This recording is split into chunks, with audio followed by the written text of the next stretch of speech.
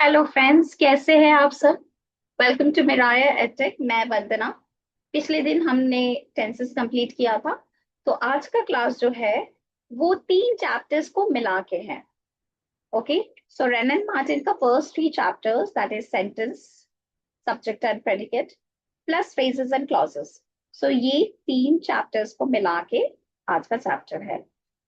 So as it is, हम सभी को पता है कि बिना सेंटेंस के लैंग्वेज नहीं बनता। It is impossible to make a language without sentences. Okay.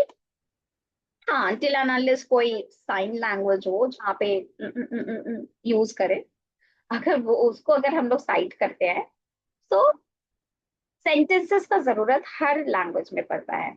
वो चाहे हिंदी हो या फ्रेंच हो या इंग्लिश हो या स्पेनिश हो, कोई भी लैंग्वेज हो, वहां पे हम इसका इस्तेमाल करते हैं सेंटेंस में। सो अब देखते हैं नेक्स्ट क्या है। A sentence sentence is a group of words that makes complete sense. Okay, so यहाँ पे देखिए, अ सेंटेंस सेंटेंस क्या है? ग्रुप ऑफ वर्ड्स है जो एक कंप्लीट सेंस बनाता है। फॉर एग्जाम्पल, अगर मैं बोलूँ कॉर्नर, सेट, अब क्या आपको समझ में आ रहा है ये सेंटेंस? बिल्कुल नहीं।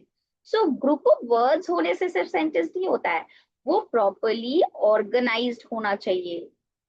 ऑर्गेनाइज्ड होना चाहिए। अगर वो ऑर्गेनाइज नहीं है तो फिर वो सेंटेंस नहीं कहलाता है। वो बस एक जम्बल्ड सेंटेंसेस बन के रह जाते हैं, जम्बल वर्ड्स बन के रह जाते हैं। ओके। सो सेंटेंस जो है वो चार टाइप्स के हैं। एक है डिक्लेरेटिव। डिक्लेरेटिव को हम लोग असर्टिव भी बोलते हैं। दूसरा है इंटरोगेटिव। इंटरोगेटिव में हम लोग क्वेश्चंस यूज करते हैं। Third, imperative. इम्परेटिव में हम लोग कमांड, मतलब कोई ऑर्डर, रिक्वेस्ट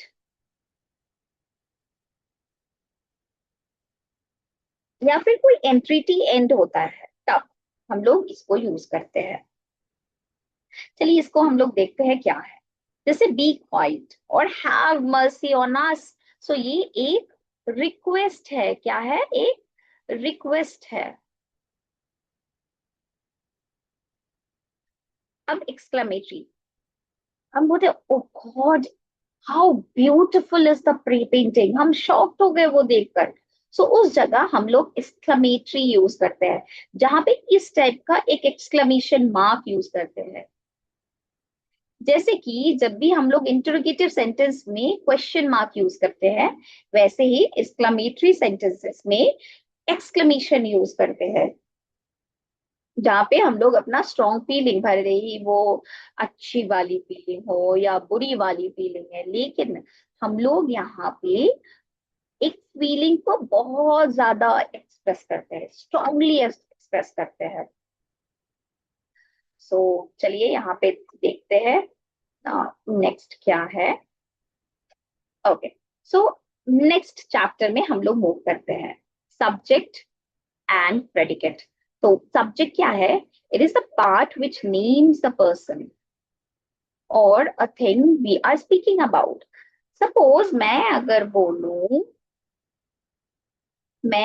बोलूं कि राम इज राम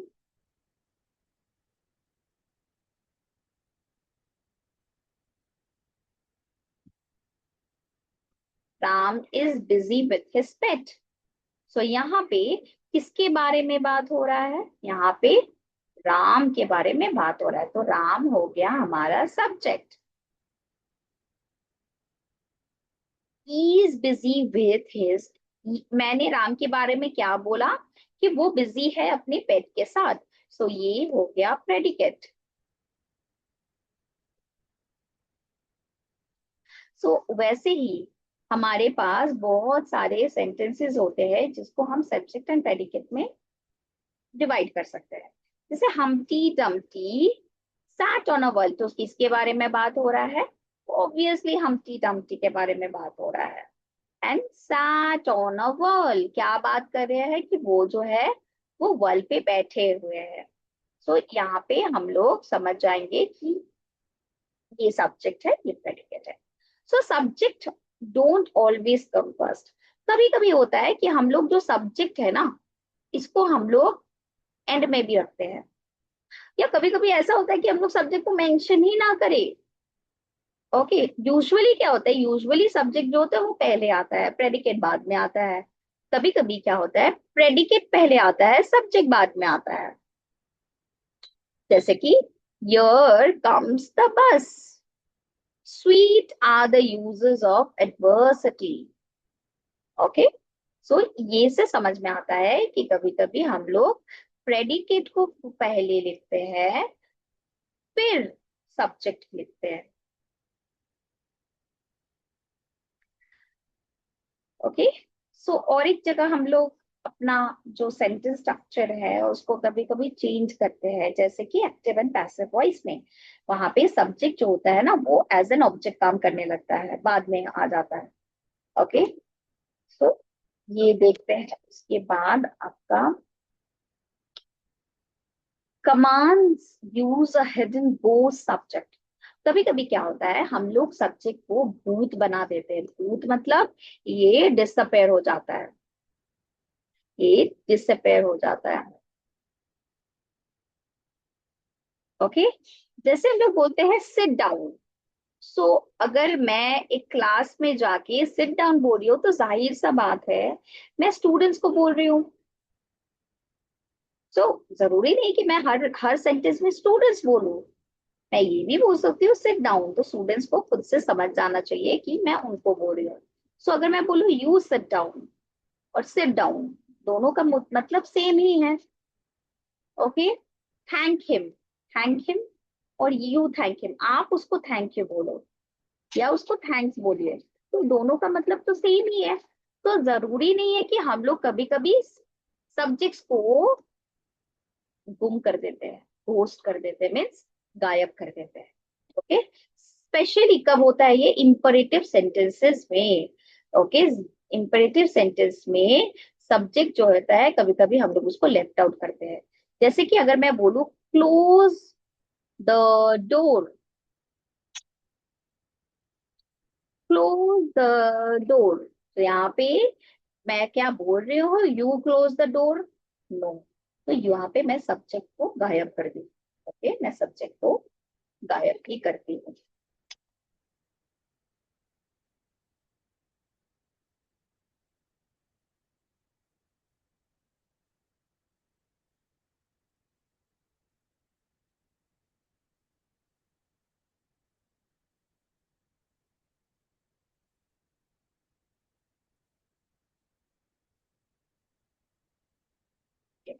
सो अब हम चलते हैं हमारे दूसरे स्लाइड में, फ्रेजेस एंड क्लॉजेस। मैं बोली थी कि हमारा जो आखिरी चैप्टर होगा वो फ्रेजेस एंड क्लॉजेस पे होगा।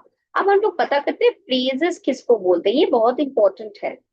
ये चैप्टर बहुत इंपॉर्टेंट है, फ्रेजेस एंड क्लॉजेस आपको समझना पड़ेगा। सो फ्रेज जो है वो सेंस तो बनाता है, it makes sense, okay, but not complete sense. कुछ तो समझ में आता है लेकिन पूरा कंप्लीट सेंस हम लोग नहीं, इस यहाँ पे हम लोग इसको नहीं समझ पाते। जैसे कि the sun rises in the east, अगर मैं सिर्फ बोलूं in the east, in the east, हाँ थोड़ा बहुत समझ में आया कि ईस्ट में कुछ है, बट क्या है, कंप्लीट सेंस नहीं है यहाँ पे। Humpty Dumpty sat on a wall, on a wall, समझ में आ रहा है कि वॉल के ऊपर है, लेकिन क्या है ऊपर, ये इनकम्प्लीट सेंटेंसेस होते हैं। There came a giant to my door.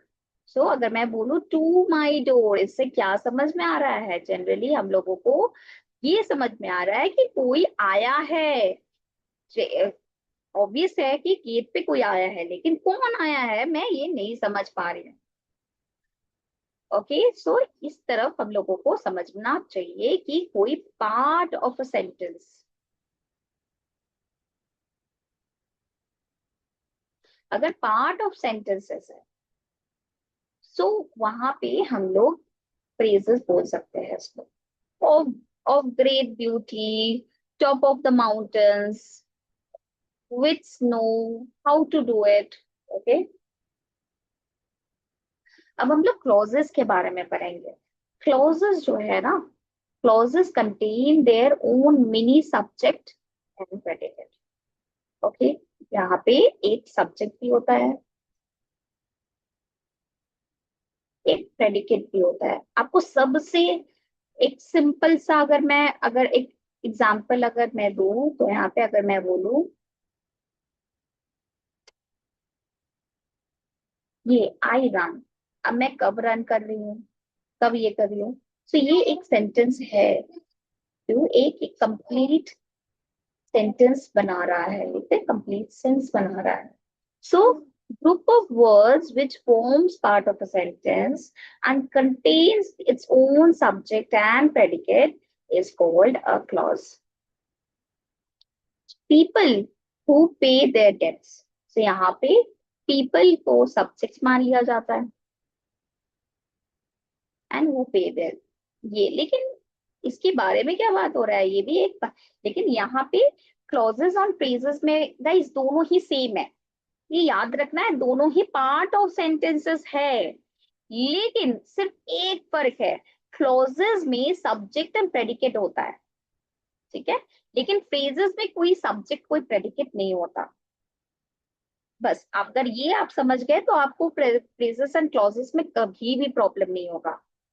Okay, अब जैसे कि we can not start while it's raining. Okay, I think that you have made the mistake. So आपको ये समझ में आना चाहिए, raining you. Okay, how a phrase evolves into a clause, कैसे एक फ्रेज से हम क्लॉज बना सकते हैं। ओके, जैसे कि he has a chain of gold, तो ये है एक phrase. So which is made, okay, which जो है वो आपका एक सब्जेक्ट हो गया, इज मेड प्रेडिकेट हो गया। अब which is made of gold, so अगर मैं बोलूं he has a chain which is made of gold, ये एक पूरा सेंटेंस हो गया, ये एक कंप्लीट सेंटेंस बन गया। लेकिन अगर मैं बोलूं, ठीक है, which is made of gold, so यहाँ पे which made of gold, so यहाँ पे ये सब्जेक्ट हो गया, ये प्रेडिकेट हो गया, यहाँ पे एक पार्ट ऑफ सेंटेंस हो गया, he has a chain of gold. Okay, so इससे हम लोगों को समझ में आता है कि प्रेज जो है अल्टीमेटली वो कभी कभी क्लोज का ही ऊपर वाला पार्ट होता है, मीन्स पहला वाला पार्ट होता है। ही has a chain which is made of gold, he has a chain which is made up of gold, so यहाँ पे ये एज अ क्लॉज की काम कर रहा है, which is made up of।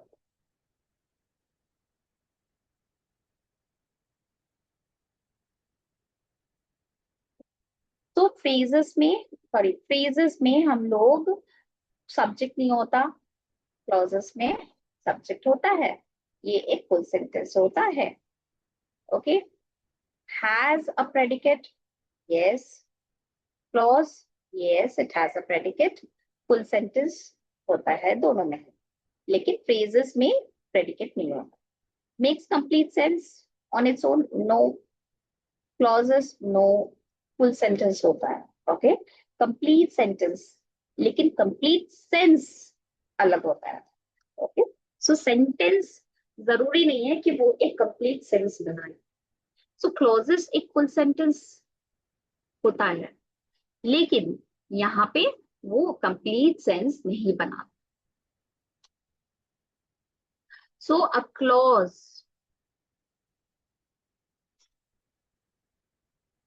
a clause contain a subject and predicate but often relies on the rest of the sentence. सो उनका main जो होता है वो सब्जेक्ट एंड प्रेडिकेट होता तो है, लेकिन वो किस पे डिपेंड करता है, वो जनरली जो है वो बाकी जो सेंटेंस का जो पार्ट है उस पे डिपेंड करता है।